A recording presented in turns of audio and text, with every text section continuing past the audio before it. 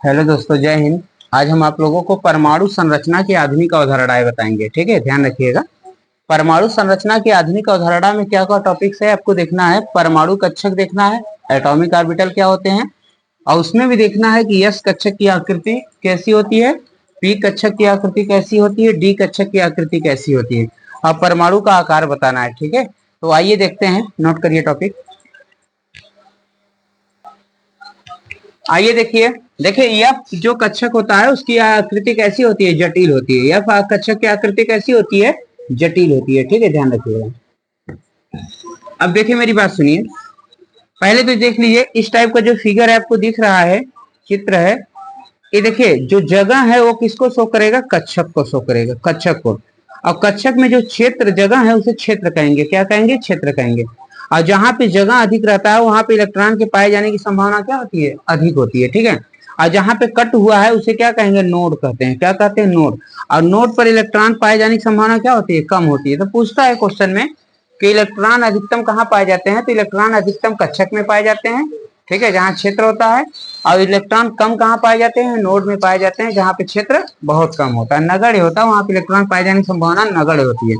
तो मुझे क्या बताना है, परमाणु कक्षक बताना है कि किसी भी परमाणु का कक्षक क्या होता है। तो सीधे जान लो, परमाणु कक्षक वह क्षेत्र है। परमाणु कक्षक एक प्रकार का क्या है, क्षेत्र है। ठीक है, जिसमें इलेक्ट्रॉन के पाए जाने की संभावना सबसे अधिक होती है। क्यों, क्योंकि वहां पे जगह सबसे अधिक होता है, इसलिए वहां पे इलेक्ट्रॉन पाए जाने की संभावना अधिक होती है। ठीक है, नोट करें। आइए आगे देखते हैं, सुनिए।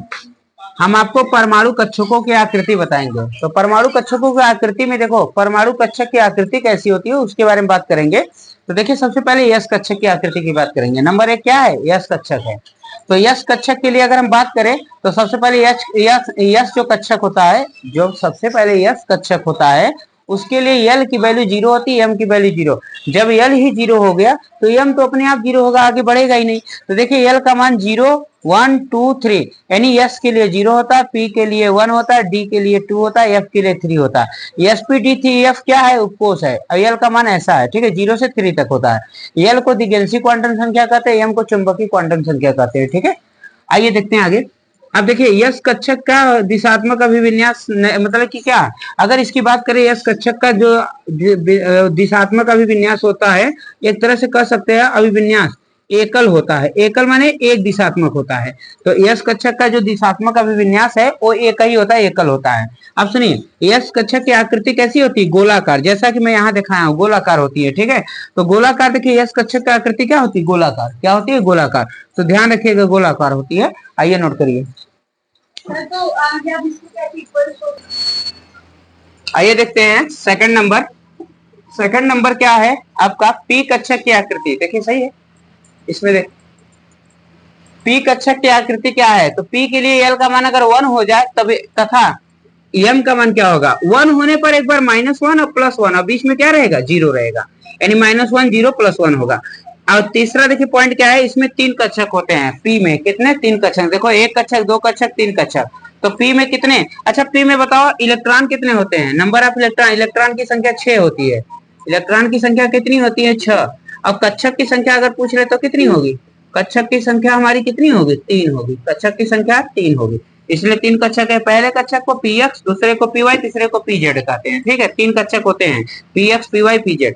अब देखिए, पी कक्षक की आकृति डंबलाकार होती है। कैसा होती है, डंबल के आकार का। जैसा यह देखिए डंबलाकार आकृति है। पी कक्षक की आकृति कैसा है, डंबलाकार, जो कि मैं बताया हूं, नोट करिए इसको।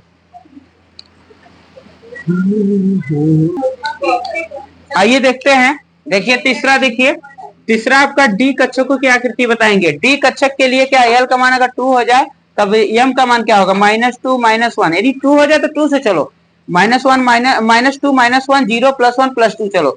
और डी उपकोष में 5 कक्षक होते हैं, D X Y, D Y Z, D Z X. देखो इस तरह समझ लो, पहले एक्स चलेगा, देखो पहले एक्स चलेगा, फिर वाई चलेगा, फिर जेड चलेगा। तो पहले क्या लेंगे, X Y, D X Y, फिर Y Z D Y Z, फिर जेड एक्स चलेगा, जेड एक्स, फिर उसके बाद क्या, D X square minus Y square आएगा, फिर डी जेड स्क्वायर आएगा। ये 5 कक्षक होते हैं डी ऑर्बिटल के, डी कोष के। आइए देखिए, इसकी आकृति द्विडंबल आकार की होती है, जैसा कि एक इधर देखा गया और दो इधर इधर। लोब, इसे इंग्लिश में क्या कहेंगे? लोब कहेंगे। आपको दो लोब दिया हुआ है, ठीक है। डी कक्षक द्विडंबल आकार के होते हैं। अगर पूछे डी कक्षक में कितने इलेक्ट्रॉन होते हैं तो इलेक्ट्रॉन 10 होते हैं। कक्षक कितने होते हैं? 10 का आधा नहीं 5 होते हैं। आगे नोट करिए, बताएं। आइए परमाणु की आकार हम बताते हैं। परमाणु की आकार क्या है? परमाणु की जो त्रिज्या होती है, देखो दो तरह के जान लो। एक परमाणु होता है, एक परमाणु। ये कल्पना करो क्या है, बताओ। एक परमाणु है और इसके परमाणु के अंदर दो भाग होता है। एक होता है नाभिक, एक क्या होता है? नाभिक। नाभिक को कहते हैं न्यूक्लियस। क्या कहते हैं भाईजान? न्यूक्लियस कहते हैं। और इसको कहते हैं एटम। क्या कहते हैं? एटम।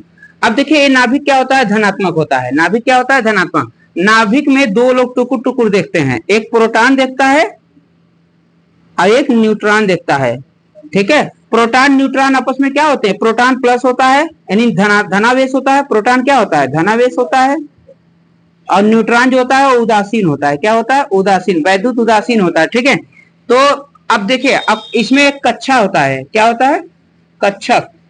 कक्षा कहो चाहे कक्षक कहो। इस कक्षक में कौन होता है? इलेक्ट्रॉन होता है। क्या होता है? इलेक्ट्रॉन।